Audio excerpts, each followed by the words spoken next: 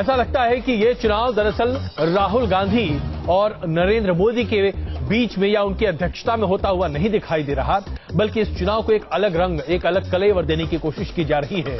आम आदमी पार्टी के सबसे बड़ा चेहरा या सबसे बड़े चेहरे के तौर पर प्रस्तुत अरविंद केजरीवाल अपने आप को इस लड़ाई में सबसे आगे मान रहे हैं। ऐसा मानना है आम आदमी पार्टी का कि अगर इस देश में लोकसभा चुनाव के लिए कोई मुकाबला है तो वो मुकाबला नरेंद्र मोदी बनाम अरविंद केजरीवाल है। तो आइए सबसे पहले एक छोटी सी रिपोर्ट आपके सामने पेश करते हैं कि किस तरीके से ये दोनों नेता अपने अपने आप को पेश कर रहे हैं आम जनता के सामने और साबित करने पर तुले हैं कि उनसे बेहतर विकल्प कोई नहीं है।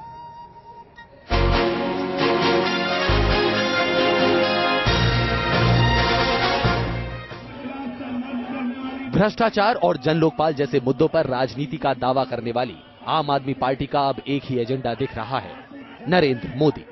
मिशन लोकसभा की तैयारियों में जुटी आम आदमी पार्टी लोकसभा चुनावों में मोदी का हाल भी शीला दीक्षित जैसा करने का दावा कर रही है। शीला दीक्षित को सियासी बियाबान में भेजने के बाद आम आदमी पार्टी अब मोदी का रथ रोकने की तैयारी में है और मोदी की राह मुश्किल करने के लिए पार्टी अपने मुखिया अरविंद केजरीवाल को वाराणसी भी भेज सकती है। अभी जब गोपाल जी बोल रहे थे, हमने सुना कई आवाजें आई। अरविंद केजरीवाल जी, मैं आपसे निवेदन करना चाहता हूं कि नरेंद्र मोदी अगर बनारस से चुनाव लड़ने आता है तो उसके खिलाफ आप चुनाव लड़िए, उसको यहां से हम हरा कर दे देंगे। पार्टी बड़े बड़े दावे कर रही है, लेकिन बड़ा सवाल ये है कि क्या मोदी को रोक पाना आपके लिए मुमकिन है? शीला दीक्षित और मोदी के सियासी कद में जमीन आसमान का फर्क है। ऐसे में मोदी को पटखनी देने का ख्याल कहीं ओवर कॉन्फिडेंस तो नहीं? मोदी को चुनौती देने की मांग से उत्साहित केजरीवाल ने भी अपनी रणनीति की घोषणा कर दी है। यूपी में मोदी की राह मुश्किल करने के साथ ही अब वो बीजेपी के पीएम कैंडिडेट को गुजरात में भी चुनौती देने जा रहे हैं। 5 मार्च से 8 मार्च तक केजरीवाल मोदी के गुजरात में झाड़ू चलाएंगे और इस अभियान से पहले ही केजरीवाल ने मोदी की हवा को चैलेंज कर दिया है। मुझे एक तो ये दिखाई दे रहा है कि मोदी की कोई वेव नहीं है, ये झूठ है, ये मीडिया द्वारा फैलाया गया प्रोपेगेंडा है। दूसरा, मुझे ये दिख रहा है कि जनता बहुत ज्यादा गुस्से में है, बहुत डिसअपॉइंटेड है। देश के तमाम चुनावी सर्वे में चुनाव से पहले मोदी की हवा बताई जा रही है।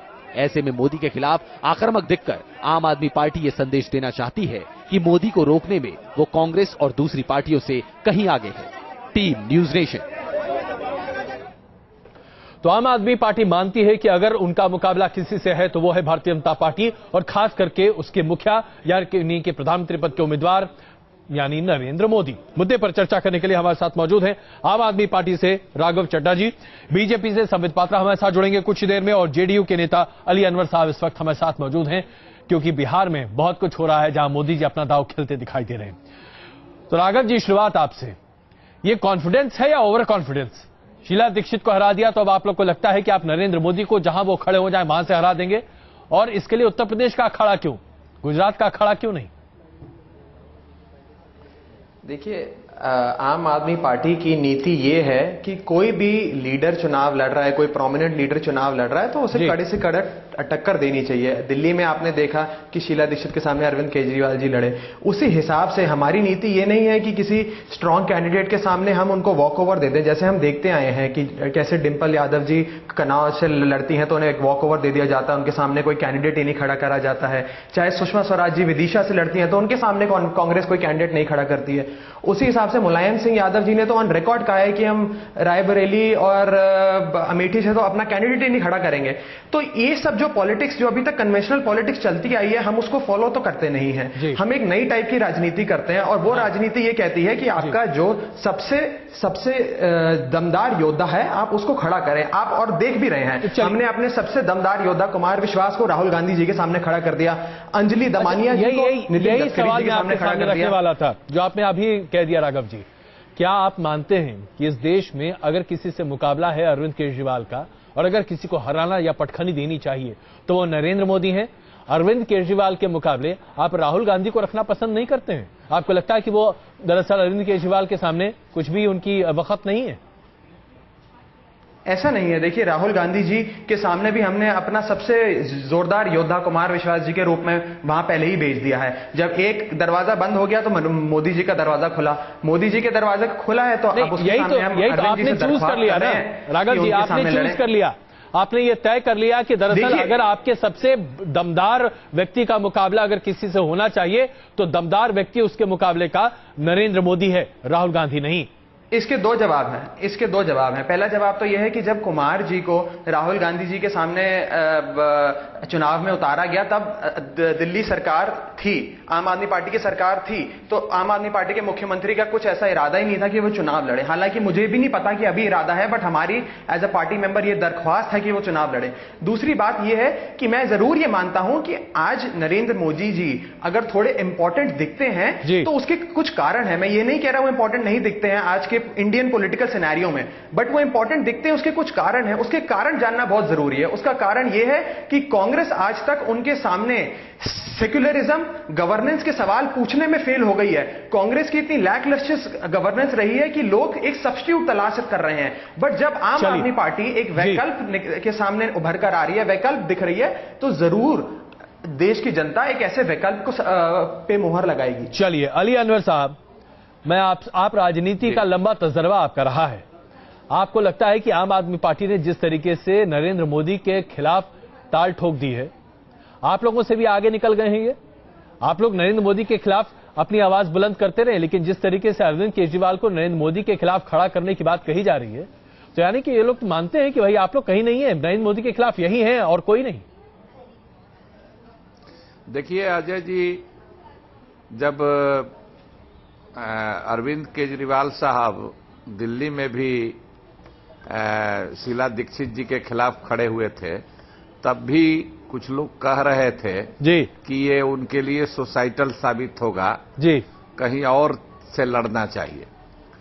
तो केजरीवाल साहब अगर नरेंद्र मोदी को चुनौती दे रहे हैं तो मैं इसमें कुछ भी बुरा नहीं मानता हूं जी। और ठीक कहा आम आदमी पार्टी के कार्यकर्ता ने जी कि ये जो बीजेपी को इतना स्पेस मिला है नरेंद्र मोदी को, हाँ। तो इसमें बहुत कांग्रेस का फेलियर भी है। इसीलिए बिल्कुल अगर ये चुनौती दे रहे हैं, जहां भी कांग्रेस और बीजेपी को छोड़ करके कोई दूसरा विकल्प, अगर तीसरा विकल्प मिलता है तो लोग उसको ऑप्ट करते हैं। और दोनों की नीतियां, कांग्रेस हो या बीजेपी है, आर्थिक नीति, सामाजिक नीति सब मिलती जुलती है, इसीलिए दोनों से लोग आजिज हैं। और ये तो वहम हो गया है नरेंद्र मोदी जी को आपको लगता है देश में सबसे ज्यादा लोकप्रिय नेता है। नहीं तो इसका मतलब आप मान रहे हैं अली अनवर जी कि आज अगर तथाकथित तौर पर जो सबसे लोकप्रिय नेता हैं, जो माने जाते रहे हैं या लोग मान रहे हैं बीजेपी के, यानी कि नरेंद्र मोदी, उनके खिलाफ अगर मुकाबले में कोई व्यक्ति खड़ा हो सकता है तो वो व्यक्ति और कोई नहीं बल्कि अरविंद केजरीवाल, जो कि तथाकथित तौर पर आम आदमी पार्टी के नजरिए में सबसे लोकप्रिय है। तो ये दो लोकप्रिय लोगों का मुकाबला आपको लगता है कि बिल्कुल सही है? आप लोग नहीं है कहीं इसमें? हम ये कह रहे हैं जी कि अगर कोई लड़ने के लिए अगर तैयार है जी, तो ये अच्छी बात है। किसी को वॉक ओवर क्यों मिले? अभी किसी का न नरेंद्र मोदी जी का घोषित हुआ है, न इनका घोषित हुआ है जी। आपने एक बात कही तो नरेंद्र मोदी जी को मुकाबला दे सकते हैं, बहुत अच्छा से मुकाबला दे सकते। मैं तो कहता हूं कि वो हरा भी सकते हैं। तो आप समर्थन देंगे क्या? क्या नीतीश कुमार और साथ ही साथ पूरी जेडीयू समर्थन देती हुई दिखाई देगी आम आदमी पार्टी के उम्मीदवार यानी कि अरविंद केजरीवाल को, अगर वो नरेंद्र मोदी को चुनौती देते हैं? हम तो चाहेंगे व्यक्तिगत रूप से जी, हम तो चाहेंगे व्यक्तिगत रूप से कि नरेंद्र मोदी अगर बिहार में आते हैं, उत्तर प्रदेश में आते हैं जी, तो सब लोगों को समर्थन देना चाहिए, तो आप उनको हराना चाहिए। व्यक्तिगत तौर पर ही सही अली अनवर साहब, देखिए आपकी बात का बहुत वजन है। आप मानेंगे कि ऐसे में अगर अरविंद केजरीवाल को जेडीयू का समर्थन मिल जाए तो बड़ा बढ़िया रहेगा? क्या विचार? हम लोगों ने तो जब उन्होंने इस्तीफा दिया जी, जब उनका बिल पास नहीं हो रहा था तो हम लोगों ने समर्थन किया था। चलिए भाई राघव जी, यहां पर भी बिन मांगे समर्थन मिल रहा है, कांग्रेस वाली स्थिति ना हो जाए भाई।